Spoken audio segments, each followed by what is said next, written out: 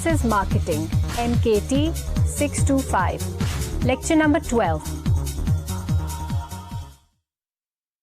Assalamu alaikum Khawateen Hazrat. This is Wasim Hassan, your instructor for the course Services Marketing MKT 625 at the Virtual University of Pakistan. We are going through the hierarchy of needs as expressed by Maslow. And we have seen that there are 5 levels of needs that people fulfill during their lifetime. Starting with the very primary needs of food, clothing, shelter, going up to safety, security, and then social belongingness, and then through self-esteem, we complete the pyramid at the need for self-actualization. It is not important that all the 5 levels of needs are fulfilled by different customers. Different customers have different kinds of needs, but the basic contention by Maslow is that in order for people to satisfy one level of need, the lower levels of needs have to be satisfied. More on this a little later. Need is the core around which expectations revolve. And make no mistake that we are trying to learn identification and recognition of needs in relation to expectations. Because as service marketers, we have to understand how to manage expectations which are variable, meaning expectations keep varying in response to different situations. And those situations could owe their existence to level of demand, personal factors, company prompted factors, and attribution theory, and all those things that we have learned so far. What is important is that need has to be identified very accurately. In other words, we've got to dimensionalize the need, meaning we have to look at different dimensions of the need that exists. Experts say that we have to state the need in very clear words in just about a couple of sentences, and if we succeed in doing so, the need does exist. If we fail in doing so, the need does not exist, and therefore we should not be putting together all of our resources, because that is going to be a waste of those resources, trying to achieve something which does not exist. Let me give you one example of accurately identifying one need. You are a service marketer and are considering coming up with a motorbike rental company. Now, if there are other providers within the area, you've got to look at the need in a very different context, because the need is not totally unfulfilled. The need is fulfilled. The possibility could be different levels of gaps that you have learned so far between what the product actually is and what the expectations are on part of the customers. And you, as a new provider of those services, have got to see to it that those gaps are fulfilled. Going back to the earlier scenario, that the area does not have the motorbike rental company, and you are going to be the first one, then you have got the whole field open to yourself.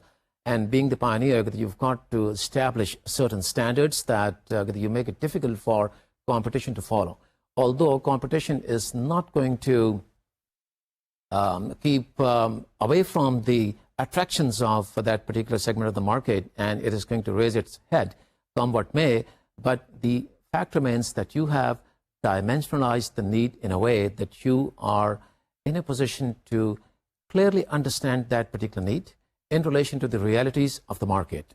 In other words, you should not be building ivory towers away from the realities of the market. That is the basic lesson.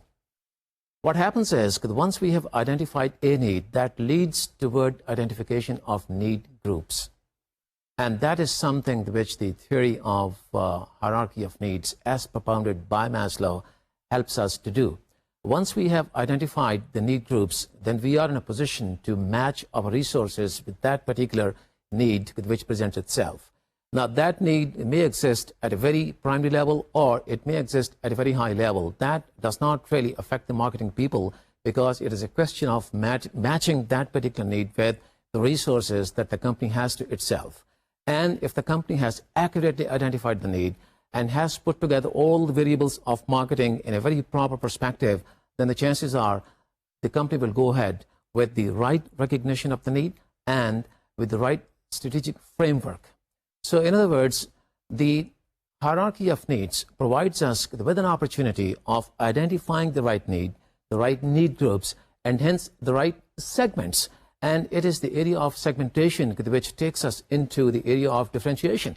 And that sets the ball rolling for the whole strategic process.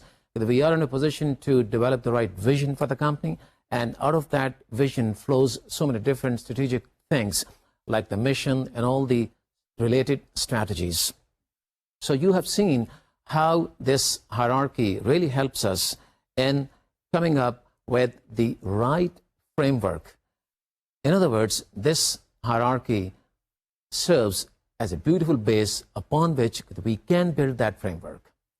Let me give you an example which in a very composite way can explain the beauty of this theory. Think of a club that started as a very small fitness center because the club wanted to satisfy the very elementary needs of all those people within the area who wanted to satisfy the very preliminary needs of health, fitness.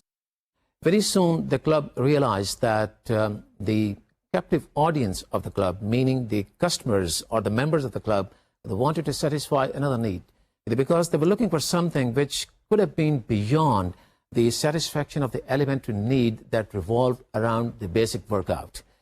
Those people wanted to socialize. They wanted to hang around after they've had the workout. So the management of the club came up with a nice coffee shop, hence trying to satisfy these social belongingness needs. People liked the place so much that they came there in larger and larger numbers with every day that passed by. So the management was in a position to identify another level of need and try to capitalize in a very commercial marketing way satisfaction of that particular need with the help of the same customer base. As a matter of fact, what happened was the more customers were also attracted because of the consistency of the service that the club was providing.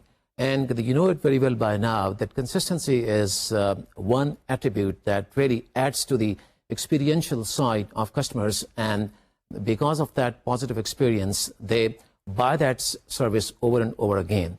Not only do those people who happen to be the existing customers buy the service in a repeated fashion, it also attracts new customers. Back to the point of belongingness, what happened was that members of the club developed a very strong sense of belongingness, and they started patronizing that particular coffee shop with the result that the management of the company started looking for another level of need which they could satisfy and make the club more economically viable. So what happened was, with the passage of time, the company was in a position to identify another level of need, and which was about self-esteem. And they thought of putting up the tennis courts and squash courts, and they also considered developing a golf course. By trying to satisfy these needs of self-esteem, what the company was doing was they were trying to address the area of social fitness as well as the social belongingness. The people could come there to play tennis and squash or golf, and also they could socialize. So this is an example of how the management of the club was apt and smart in identifying the different levels of needs and then capitalizing on those needs in a well commercial marketing way by making the club more and more profitable, using the same the customer base and also adding to that customer base, and hence coming up as a very profitable entity. So we have seen the role need plays toward building expectations of customers, and the understanding of expectations that presents itself in a very significant way, because we have to manage those expectations. And make no mistake again that the expectations are to be managed because they keep varying from time to time. Having had an understanding of needs and expectations, we have seen how need governs and becomes the common denominator for the two models of consumer behavior. The first model of consumer behavior is all about the evaluation of the purchase process, while the other model of consumer behavior is about the four levels of expectations. These two models are very closely intertwined because they work hand in hand with each other. with the understanding of the need and the level of expectations and the importance of need as the governing factor, let us take a look at these two models with the help of a graphical presentation. As you can see from this slide, we have these two models sitting inside the oval. On the left-hand side, we have the process of evaluation model, while on the right, we have the other model of the levels of expectations. As you know, there are 4 levels of expectations, which we already have learned. Let's go back to the first model of the evaluation of the purchase process and look at the role of needs and expectations. You also can see from this figure that it is the needs which are the governing factor, and the two models that are dependent upon this very factor. Until the time we have a need, we cannot have expectations, and until the time we have expectations, we just cannot go ahead with management of the same. So it is the need, which makes it very important for us to understand the pre-purchase phase, which is all about mitigating the risk on part of the consumers. You will recall that the customers are mostly concerned about the risk factor which presents itself while they are considering buying one particular service. So it is the right identification of the need that we can accurately try to understand the pre-purchase process on part of the customer. If we have not identified the need correctly, there is no way that we can go through that thought process on part of the customer in an accurate way. And that takes us back to the importance of the right positioning and the right results of the market research which companies carry out in order to find out what exactly could be the service which the company can sell. And if there is an element of wrongness in identification of the need, then there is no way that we can go ahead with the process in just about the right strategic manner. So the pre-purchase phase, from the standpoint of identification of needs, shows its significance and shows the significance of the relationship of needs with that particular phase. Let's now come to the next phase, which is encounters, and which is all about the importance of playing of roles and scripts on part of the providers, as well as the importance of the scripts and roles being facilitated by the providers for the customers. In other words, the providers can have to see to it that they facilitate their customers in playing their roles so that their comfort level elevates and the service is delivered in just about the right fashion. So again, I would draw your attention to the fact that in case we are not in a position to identify the right need, the encounter is not going to be very positive, because we are thinking as providers of one thing while consumer has something else in his mind. And therefore, there's not going to be a match between the company resources and what he has come to buy, meaning there's going to be a gap between what we are delivering and what he expects. So again, the significance of identifying the right set of needs that presents itself. When we find ourselves and the customers in the post-purchase phase, the significance of identifying the right need again presents itself, because it is this phase of the whole process which really makes the difference between satisfied customers and dissatisfied customers. And you know very well that satisfied customers are the ones who shape up their future behavior in favor of the company or in favor of your service product. Again, if the identification of the need has not been accurate, there is no way that we will really reach this phase of the process, because the process will cease to exist at the encounter phase or maybe even before that. So identification of the right need in relation to all the 3 phases of the purchase process is extremely important. Make no mistake here that the other model of consumer behavior, which is the level of expectations, is working at just about the same time. So in other words, the factor of needs, or the common denominator, really highlights in a beautiful fashion the simultaneousness of working of the 2 models. In other words, the 2 models work at just about the same time. It is not that customers go through the process of evaluation in one particular overall larger phase and then go through the levels of expectations. No, it is not like that. The way it happens is that while the customer is passing through different phases of the evaluation process, the customer at the same time is thinking of his expectations. As a matter of fact, he's building up expectations. And you know that those expectations are a function of adequateness and desirability, meaning the customer expects something which is going to be between the minimum level, which is the adequate level of service, and the desirable level of service, which is the optimal level of service. I will not call it the highest point where the service could be rendered, because the highest level of service is the ideal level of service. And because the ideal level of service is full of wishes, I'm not really talking of that in the context of this particular model. So the point remains that the expectations which are being built by the customers are in relation to the needs which they are to fulfill. And while we try to understand the model of consumer behavior in relation to the evaluation process, we've got to understand the levels of expectations. And what is very important about this model of expectations is the tolerance zone. You will recall that tolerance zone is a function of the prediction which customers make in relation to the adequateness and the desirability.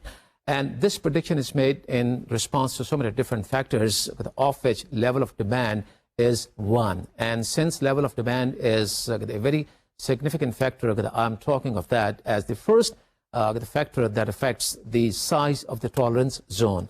Other factors you will recall are the personal factors, the company prompted factors, attribution theory, and so on and so forth. But what is important to register here is the functionality of the tolerance zone and the importance for the providers to get used to the working within a very narrow zone.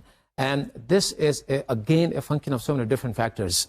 It is not that customers, because of the competitive pressures, are wanting to buy a service which is of a very high quality, and every time they buy a service, their standards go up. It also is because of the desire on part of the providers that they want to create new benchmarks, because they are consistently trying hard to improve the quality of the service that they sell. And the reason, again, that providers want to notch up the level of the quality of their service, again, emanates from the competitive pressures that are in the marketplace. It is because of those competitive pressures that providers try to outcompete each other. And the only way to stay ahead of competition, you will recall, is to stay very close to the level of desired service. Because by just staying close to the adequate level, what we are doing is we are making ourselves, as providers, of course, vulnerable to competition. And therefore, we have to go up, up, and up with the time passing by. So this, the graphical presentation shows in abundance the significance of a need as the governing factor or the common denominator between the two models of consumer behavior. And we also have seen that it is all because of the expectations that we need to understand these two models. So needs lead to expectations, and expectations are something which are to be managed if we want to be successful service marketers. Now, if we really want to manage expectations, we've got to understand the role which expectations play toward the two models of consumer behavior.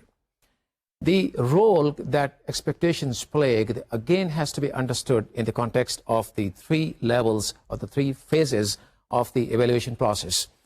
Evaluation process is something which is going to be referred to in the context of so many different concepts of services marketing, and therefore you have to get used to going back to this model over and over again. And you've got to fully understand the importance of the pre-purchase, encounters, and post-purchase. So like so many other things that I've talked about so far during the lectures, we again have to refer to the three phases of the evaluation process in order to understand the role of expectations.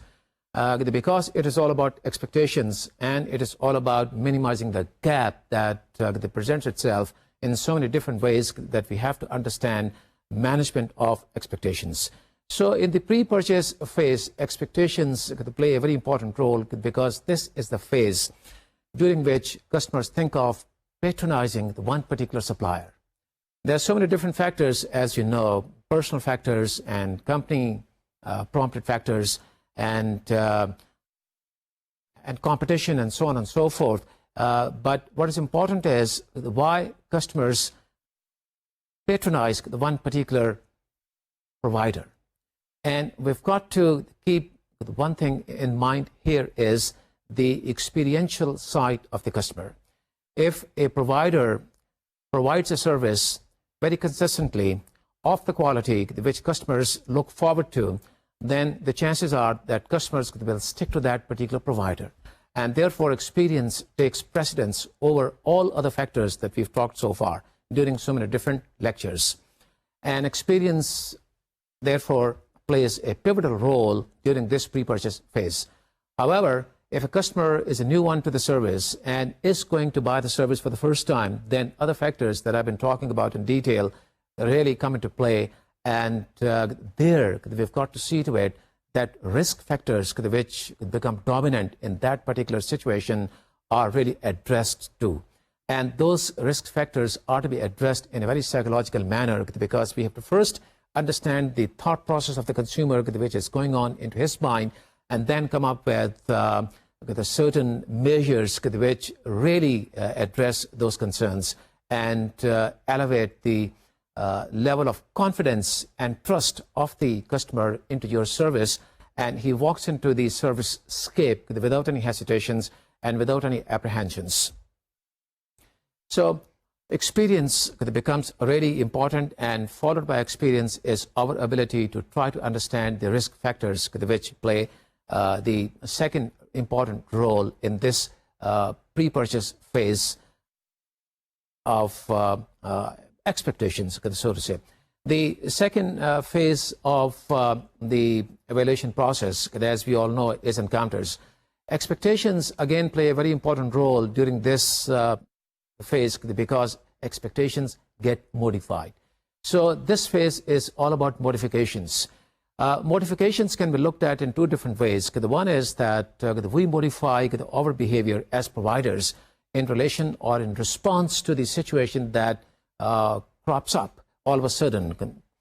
And the other side of the modifications is in relation to the delivery of the service. And as you know, delivery of service has to be on merit in terms of its technicality and also functionality.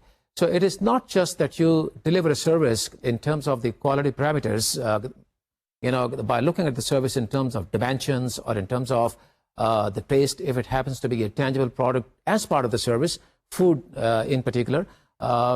It also has to be looked at in terms of the functionality, meaning the way the service was delivered. And you will recall the equilibrium that I talked about, which has to be maintained between the technicality and functionality. Now, just look at the modification from the customer point of view. While the customer already has bought a service and he is modifying his behavior only because the service is not rendered the way it was expected. Just look at an operator of the Umrah package which you bought in order to perform Umrah. And just look at the operator who has not been able to offer you an air-conditioned transportation while you are performing different rituals of the Umrah between or among different points. Your behavior is going to change and your expectations are going to change. What is going to happen is a modification on your part as customer, and that is going to lead toward negative word of mouth. You're going to be a dissatisfied customer. The same situation is going to prop up if there's going to be lack of punctuality or lack of quality food which is offered to you from time to time during performance of the Umrah. Negative word of mouth, as you know, is very, very injurious to the service and the reputation of the corporation. The people are going to talk against you, and you will also recall that the negative word of mouth has a much greater chance of compounding itself as compared with the positive word of mouth. The people do not really give too much attention to positive word of mouth as they do to negative word of mouth. And because of that compounding, the impact that the service product and in turn the company feels is out of proportion with what you might think as provider. It really derails all your strategic moves and keeps you from getting to the destination. In very simple words, I would like to make this statement. The third phase, which is the post-purchase phase, is again very important from the standpoint of a role of expectations. It is this particular phase in which people really compare their experience with their expectations, meaning a comparison takes place between what the customer expected before he bought the service and an evaluation takes place after he has bought the service. And if there's a gap, the customer is not going to be a satisfied customer. And if there is no gap, or if there's a minimal gap, then the customer is going to be a satisfied customer, and that is going to shape his future behavior. And you will agree with me that the future behavior has to be shaped up in a way that the customer comes back to the company, he becomes a loyal customer who goes through a cycle of the repeat purchases, meaning he buys that service over and over again. And when that will happen, the customer base will multiply, because it's not only just the existing customers who will come back to you again and again, meaning the existing customers whose experiential side has become so heavy that they are coming back to you again and again. It also will attract, as a driving force, new customers, because new customers will come to your company to buy that service because you have developed a reputation of being a very consistent quality provider of services. The role of expectations from that point of view is very important in this particular phase also. So they do not stop just at the encounter phase where you think that you have fulfilled one particular need and have come up to the expectations of the customer. The expectations are evaluated in the post-purchase phase. And this phase is signified by the comparisons that I've talked about. You can think of so many different situations in which you have been, or you can think of a hypothetical situation of a comparison which you can draw between expectations that you might develop as a customer and the comparison that you might undertake after you have bought a service which has either satisfied you or dissatisfied you. You should be, as a matter of fact, looking into this kind of a comparison from both standpoints, meaning from the standpoint of satisfaction and also from the standpoint of dissatisfaction.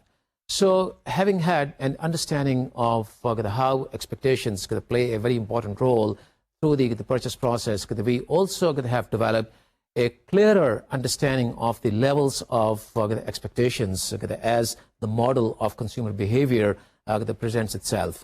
The 4 levels of expectations that I've been talking about so many different times, and I would like to rub in again, is something that we must register very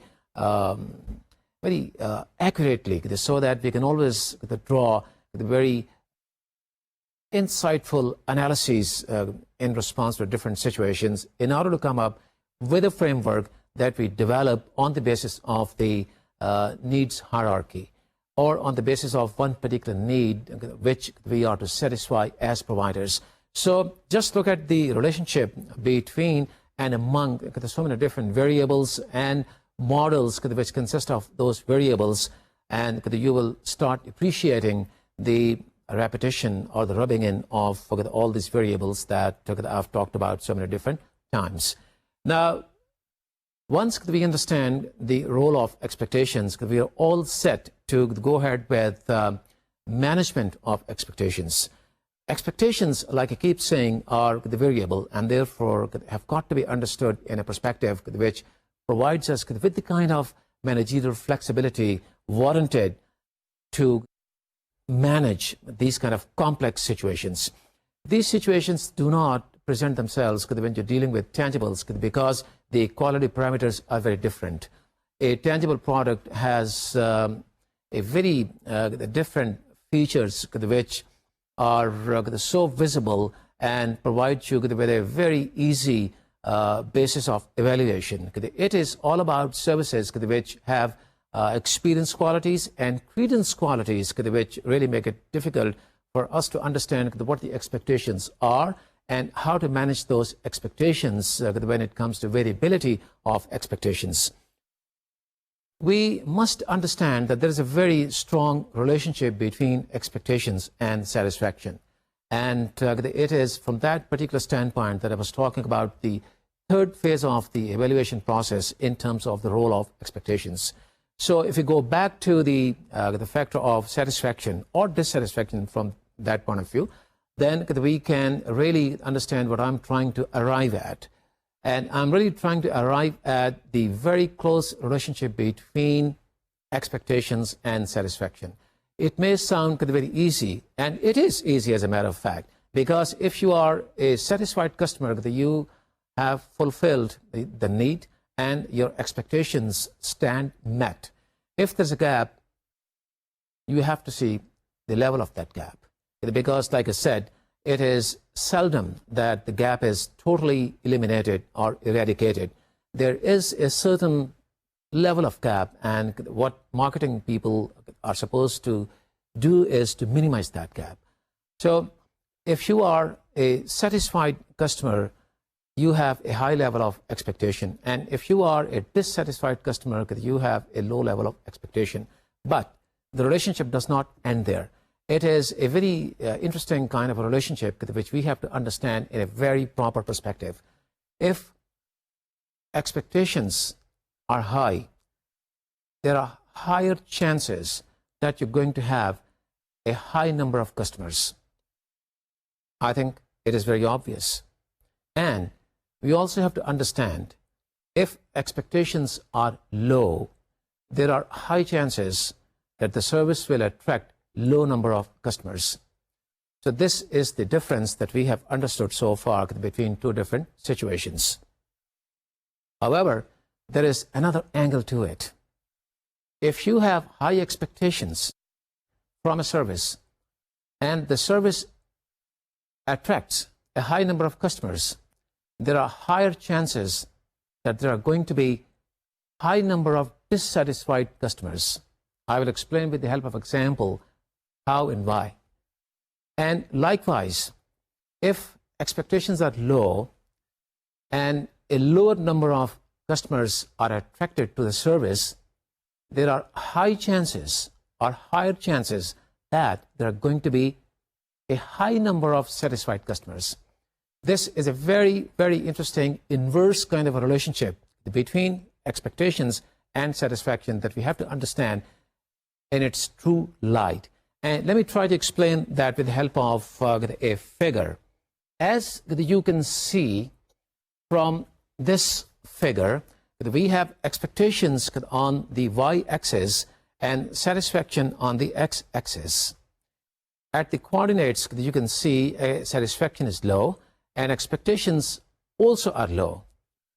If you move rightwards on the x-axis, you see a high level of satisfaction, and likewise, if you move higher on the y-axis, you see a high level of expectations. Now, it goes without saying, by looking at the figure, if we have a high level of expectations, just look at the blue dotted lines. We have a number of customers on the satisfaction axis which is not high. It does not correspond to the level of expectations that we see on the y-axis. Not at all. When we have high expectations, we have a low number of satisfied customers.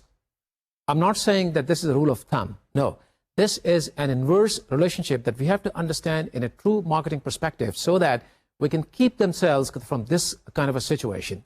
Or in other words, we can preempt the cropping up of this kind of a situation. I will talk about that later, but what we need to understand at the moment is that the relationship is inverse and it is not corresponding. Now, if you look at the red line, which is lower on the y-axis, meaning which shows a lower level of expectations, that corresponds to a level of satisfaction which is higher than the blue area. So what is happening is that customers in this particular case came to the company to buy that particular service with level of expectations which were not very high on that axis. They had kind of middle of the road or the middle level of expectations, and the level of prediction which they had fixed to themselves and for themselves was lower than the case was in case of blue. And as a result, what happened was the number of satisfied customers turned out to be higher than the blue area. Again, I will talk about the reasons of this with the help of a very brief example which will put in place the relevance of the concept that I'm talking about. Now, if you go further down on the axis of expectations, you can see that the corresponding number of satisfied customers is very high. Now, this is a pleasant surprise for the company because the company was not expecting that much. And what has happened is only because the company provided a level of service which was of quality and which also could have been very consistent, that it ended up with a customer base which is larger in comparison with the other two companies or other two areas signified by red dotted line and the blue dotted line.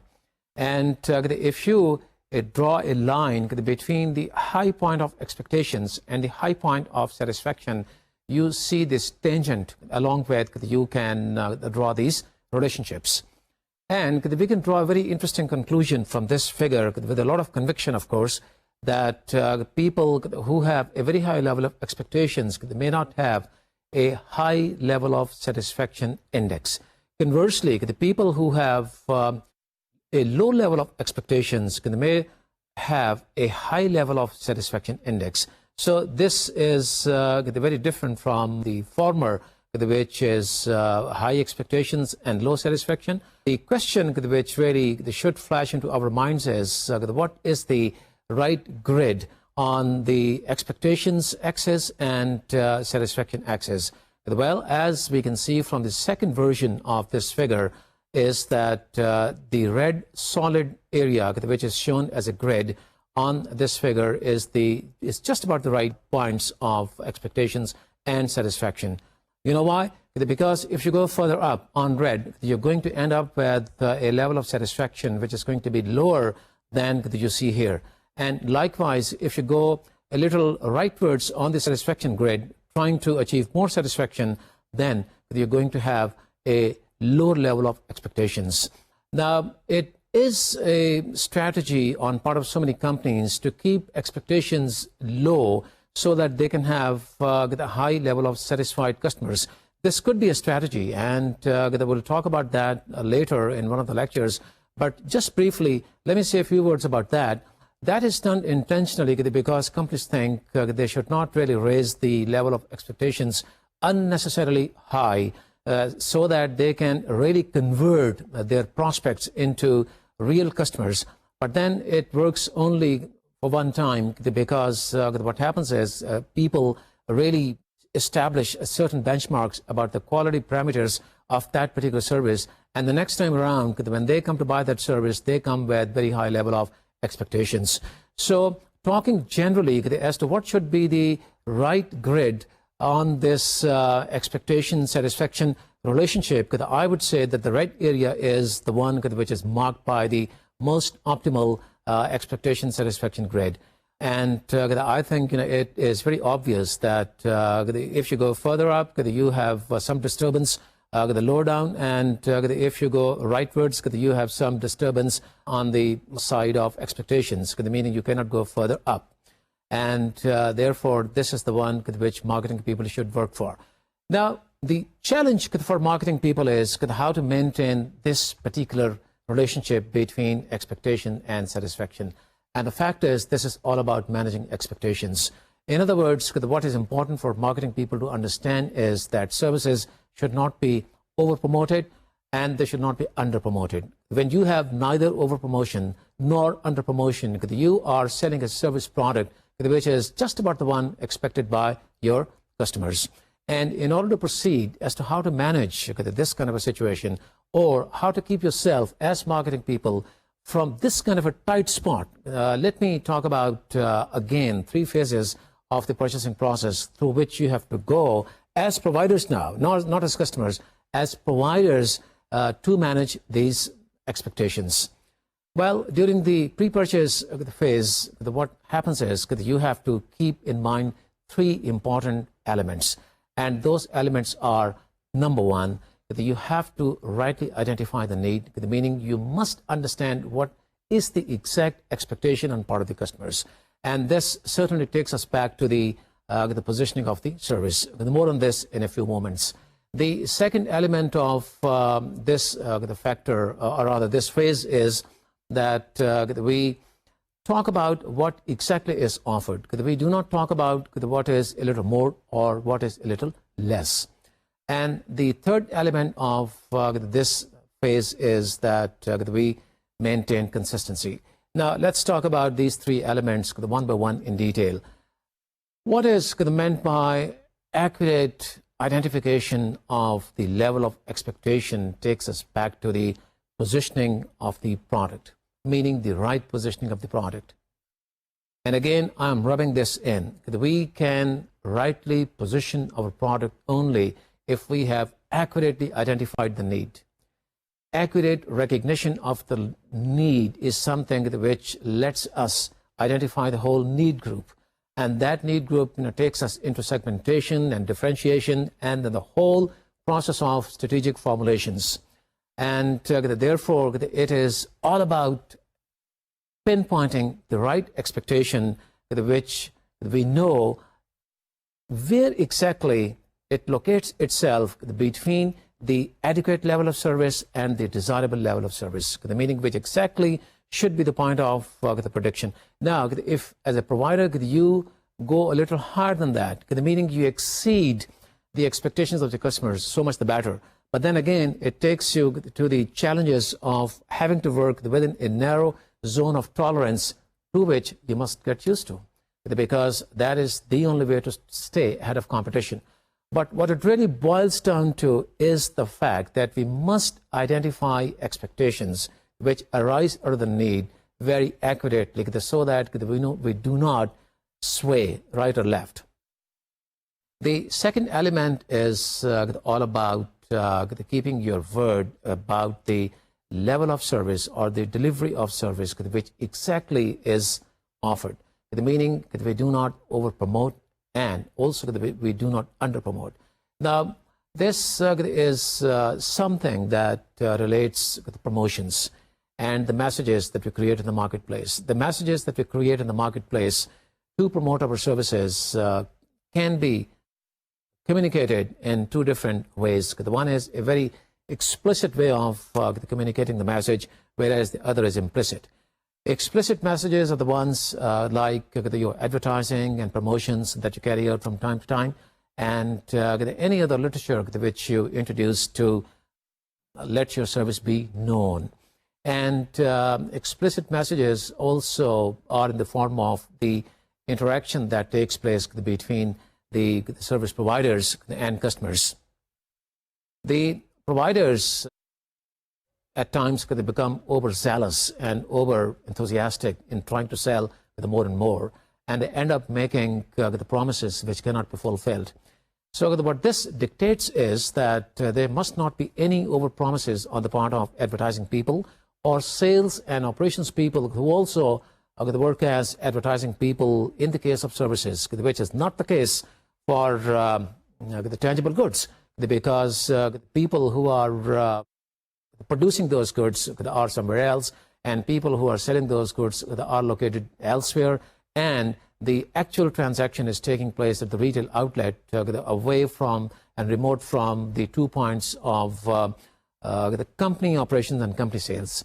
But conversely, the services are very different, and they do provide the service providers with an excellent opportunity of working as good advertising and promotions people, because they can interact right at the point of action with their customers.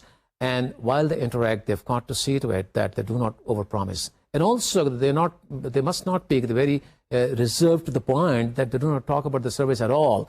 Meaning they underpromote the service, and the customer finds out the many features of the service by using the service only. Now, it is one of the responsibilities of the providers to be proactive and play their roles very efficiently. Not only play their roles that you will recall, but also let customers play their roles so that they become loyal customers. And that is where the smartness and aptness of the marketing people for services come in, because they have to modify their behavior in response to different situations. This is one of the advantages that services marketing has inherent within itself, because you can interact physically with your customers, and you do have the opportunity to be very realistic in relation to the situation as it presents itself. And the implicit messages that are talked about are all about the physical evidence which has to be created very much in line with the positioning of the service. The positioning really plays a very pivotal role, because any tangible signals that are in contradiction with the essence of the positioning can really lead us toward marketing contradictions. And you know how, because if you are selling a service which happens to be basically an economical service, and it satisfies a very basic need, there is no point having a service facility which is too grand or too much out of proportion with the essence of the service, because that will signal the wrong messages. The people will expect much more than you are delivering. And also the people can be misled into thinking about a service which exactly is different from the one you are delivering.